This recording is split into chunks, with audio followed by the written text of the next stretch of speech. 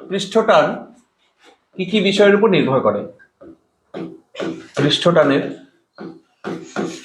নির্ভরশীলতা। 1 নম্বর উষ্ণতা। উষ্ণতার উপর নির্ভর করে। উষ্ণতা বৃদ্ধি পেলে পৃষ্ঠটান হ্রাস পায়। কোনো স্যুপ মানে মাংসের ঝোল, মাছের ঝোল গরম খেতে পছন্দ করি নাকি ঠান্ডা খেতে পছন্দ করি? নিশ্চয়ই গরম খেতে পছন্দ করি। গরম খেতে পছন্দ করার কারণ হচ্ছে গরম স্যুপের পৃষ্ঠটান কম, এই জন্য স্বাদ বেশি লাগে আমাদের। পৃষ্ঠটান কমলে স্যুপ জিভের মধ্যে ছড়িয়ে পড়ে, আর পৃষ্ঠটান বেশি হলে জিভের মধ্যে ছড়াবে না, গোল গোল আকার ধারণ করে থাকবে, স্বাদ ক্রোরের মধ্যে ঢুকবে না। আচ্ছা, তারপরে বাড়িতে জামা কাপড় ধোয়ার সময় অনেক সময় বেশি নোংরা হয়ে গেলে জামা কাপড় ওই ডিটারজেন্ট দিয়ে সেটাকে আবার গরম করে, জামা কাপড়কে গরম করে। গরম করার কারণ হচ্ছে সাবান জল বা ডিটারজেন্ট জলটা ওটা পৃষ্ঠটান কমানো হয়। পৃষ্ঠটান কমলে কি হয়? পৃষ্ঠটান কমলে জল জামা কাপড়ের যে সুতার বুননি থাকে, তো ধরো এই যে সুতার বুননি, খুব সূক্ষ্ম সূক্ষ্ম সুতার বুননি থাকে, এই বুননির ভেতরে জল ঢুকতে পারে না পৃষ্ঠটান বেশি হওয়ার জন্য। এবার পৃষ্ঠটান কম হলে এই সুতার বুননির মধ্যেও জল ঢুকে যায়, তার ফলে ভেতরের নোংরা বার করে নিয়ে আসতে পারে। এই জন্য গরম করা হয়। তাহলে গরম করলে পৃষ্ঠটান হ্রাস পায়, তার মানে উষ্ণতা বৃদ্ধি পেলে তরলের পৃষ্ঠটান কমে যায়। তাহলে উষ্ণতা বৃদ্ধিতে তরলের পৃষ্ঠটান হ্রাস পায়। আচ্ছা, T is equal to T0 1 minus alpha into delta theta. T হচ্ছে পৃষ্ঠটান, এটা প্রাথমিক পৃষ্ঠটান T0, আর টি হচ্ছে অন্তিম পৃষ্ঠটান, আর ডেল্টা থিটা হচ্ছে উষ্ণতা, আর আলফাকে বলা হয় পৃষ্ঠটানের তাপমাত্রা গুণাঙ্ক। তার মানে বোঝা যাচ্ছে তাপমাত্রা বৃদ্ধি পেলে পৃষ্ঠটান হ্রাস পায়। দ্রবীভূত বস্তুর উপস্থিতি। দ্রবীভূত বস্তুর উপস্থিতির উপর নির্ভর করে। দ্রবীভূত বস্তু আবার 2 রকমের হতে পারে। একটা হচ্ছে অজৈব বস্তু। অজৈব বস্তু দ্রবীভূত হলে পৃষ্ঠটান বৃদ্ধি পায়, এবং জৈব বস্তু দ্রবীভূত হলে পৃষ্ঠটান হ্রাস পায়। উদাহরণ, বিশুদ্ধ জলের পৃষ্ঠটান TW নাম দিলাম, পৃষ্ঠটান জলের 72 ডাইন পার সেন্টিমিটার। এবার এর মধ্যে যদি আমি অজৈব বস্তু দ্রবীভূত করি, যেমন সোডিয়াম ক্লোরাইড একটা অজৈব বস্তু, মানে লবণ জলের পৃষ্ঠটান বেশি হবে টি সল্ট ওয়াটার এর পৃষ্ঠটান এটা 72 সাবান এটা 72, আর সল্ট ওয়াটারের পৃষ্ঠটান হচ্ছে 82 ডাইন পার সেন্টিমিটার। আর জৈব বস্তু যেমন উদাহরণ সাবান গোলা জলের পৃষ্ঠটান টি সোপ ওয়াটার 32 ডাইন পার সেন্টিমিটার। দেখছো, সাবান মেশালে পৃষ্ঠটান কমে যায়। তাহলে খালি জল দিয়ে কোনো বস্তু পরিষ্কার হয় না, সাবান দিয়ে পরিষ্কার করা যায় বেশি ভালো। তার কারণ হচ্ছে পৃষ্ঠটান কমে। গরম করলে আবার পৃষ্ঠটান কমবে। যত পৃষ্ঠটান কমবে, আমরা যদি সেই জল দিয়ে যদি আমরা জামা কাপড় পরিষ্কার করি, বেশি পরিষ্কার হবে। নাম্বার 3, অপদ্রব্যের উপস্থিতি।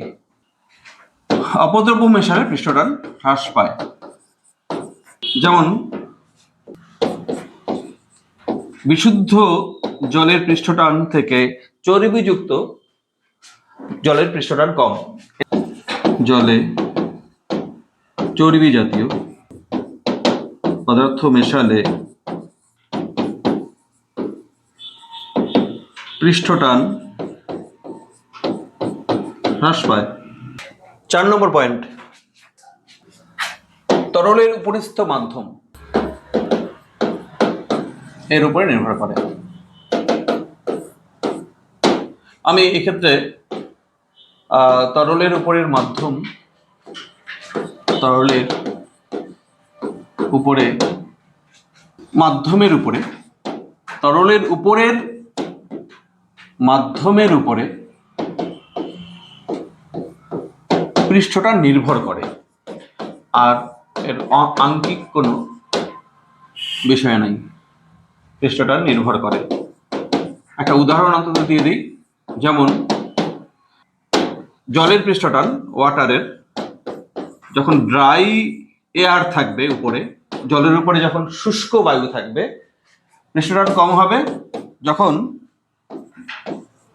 এই জলের উপরে ময়েশ্চার যুক্ত, মানে আর্দ্র বায়ু,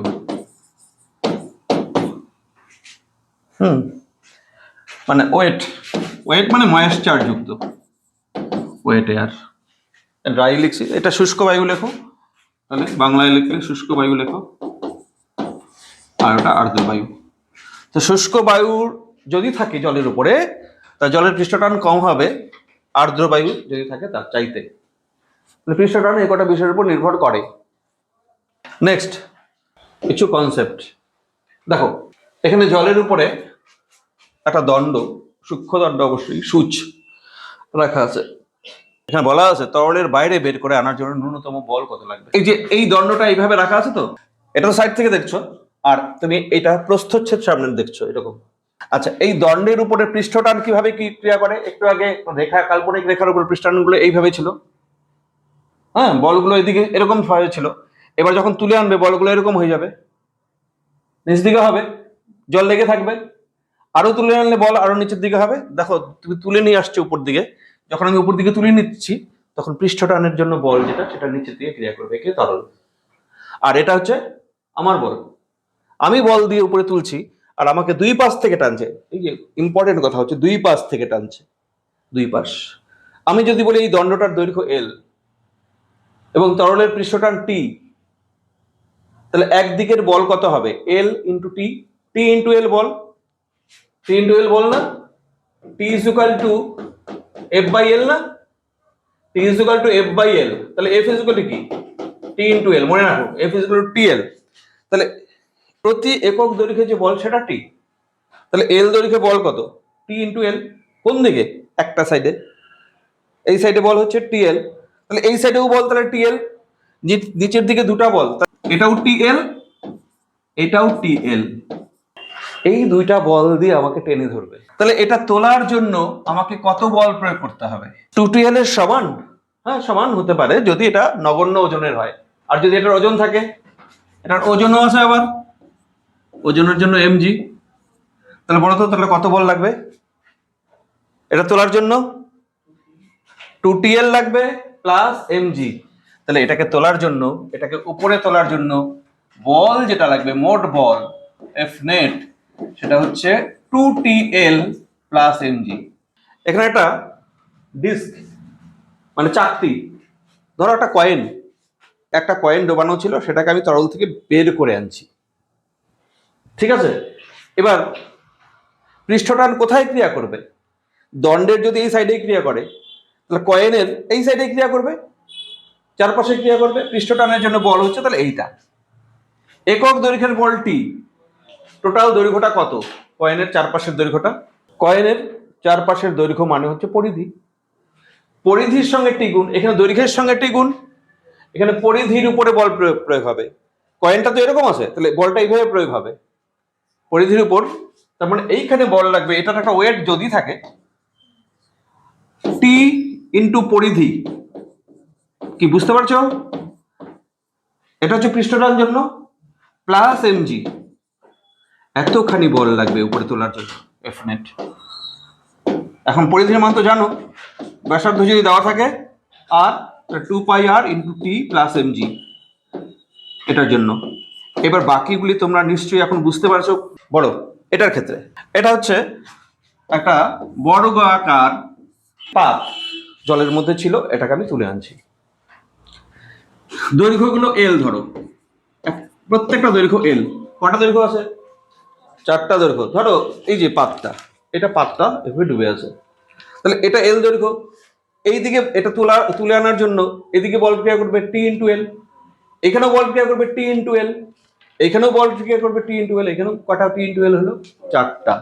তাহলে নিচের দিকে 4টা টি ইন্টু এল আছে, প্লাস এমজি আছে। তাহলে এফ নেট কত হলো? উপর থেকে তোলার জন্য যে বলটা তোমার লাগবে এফ নেট, সেটা কত হলো? 4TL, 4TL প্লাস কত? এমজি। এবার দেখো, 2 ব্যাসার্ধ বিশিষ্ট একটা রিং, একটা অন্তর ব্যাসার্ধ আর বহির ব্যাসার্ধ, দুই রকম ব্যাসার্ধ আছে। বাইরের ব্যাসার্ধ আমি বলছি R2, আর ভেতরের ব্যাসার্ধ R1, এইটুকুর ব্যাসার্ধ, এখান থেকে এইটুকু। তাহলে এখানে এবার বল ক্রিয়া করবে কি? বাইরের যে দৈর্ঘ্য পুরো পরিধি সেখানে করবে, আর ভেতরের পরিধির উপরেও করবে। তাহলে বলো তো দেখি কত হবে? ব্যাসার্ধ যদি আলাদা আলাদা হয়, নিচের দিকে টি ইন্টু 2πr1 একটা, প্লাস টি ইন্টু 2πr2 একটা, প্লাস এমজি, এটা রয়েছে। ততখানি বল লাগবে এটাকে তোলার জন্য, এফ নেট। তাহলে এটা এফ নেটের মান। বলো, এখানে একটা অঙ্ক দেখতে পাচ্ছ, সূচের সর্বোচ্চ ভর কত হবে যাতে সূচটি তরলের উপর ভেসে থাকে? সর্বোচ্চ ভর কেন বললো? ভারী সূচ হলে কি ভেসে থাকবে? ভারী সূচ হলে তো ডুবে যাবে। কেন? তখন পৃষ্ঠটানের থেকে ওজন বেশি হয়ে যাবে। এবার সূচটা নিচের দিকে নামছে, নিচের দিকে নামার জন্য পৃষ্ঠটান উপর দিকে ক্রিয়া করবে। এই প্রস্থচ্ছেদটা যদি আমি এইভাবে দেখাই, এই দিকে পৃষ্ঠটান থাকবে আর এইদিকে ওজন থাকবে। ওজন যদি বেশি হয়ে যায় তাহলে ডুবে যাবে। এইখানে কিন্তু ভেবো না প্লবতা কাজে লাগবে, তা না কিন্তু। কারণ প্লবতা তখনই কাজে লাগে যখন বস্তু নিমজ্জিত হয়। পৃষ্ঠটানের জন্য এখানে সূচ তরলের বাইরে আছে। আচ্ছা, জলের উপরে পোকা হেঁটে যেতে দেখছো? পোকা হেঁটে যেতে পারে, আর পোকা যেখানে হেঁটে যায় দেখবে যেখানে পা পড়ে সেখানে ডেবে যায়। তাই বলে পা কিন্তু জলের ভেতরে ঢোকে না। এখানে সূচটাও কিন্তু জলের ভেতরে ঢোকেনি, কিন্তু এটার ভারী বেশি হলে ভেতরে যাবে, কিন্তু জলের নিমজ্জিত হবে না। এমজি বেশি হয়ে গেলে তখন নিমজ্জিত হয়ে যাবে। তাহলে এইদিকে টিএল, একদিকের দৈর্ঘ্য এল, বুঝতে পারছো? দুই পাশে যে এদিকেও বল ক্রিয়া করবে, এদিকেও বল ক্রিয়া করবে। এখানেও টিএল বল একটা, এখানেও টিএল বল একটা, 2TL বল। এইটা আমি এমজি সমান করব, তাহলে অ্যান্সার হয়ে গেল। ভর, ভর কত হলো? তাহলে M is equal two 2TL/g, এটা অ্যান্সার। ম্যাক্সিমাম এত ভর হলে সাম্যাবস্থায় থাকবে, এর থেকে বেশি ভর হলে ডুবে যাবে। এই জন্য ম্যাক্সিমাম কথাটা বলা আছে। সূচের ভর সর্বোচ্চ কত হবে যাতে সূচটি তরলের উপর ভেসে থাকে, এর থেকে বেশি হলে ডুবে যাবে। তাহলে এটাই সর্বোচ্চ ভর।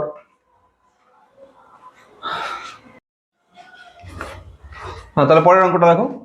এখানে দেখো বলা আছে একটি তরল বিন্দুর অর্ধাংশে পৃষ্ঠটানের জন্য কত বল ক্রিয়া করবে?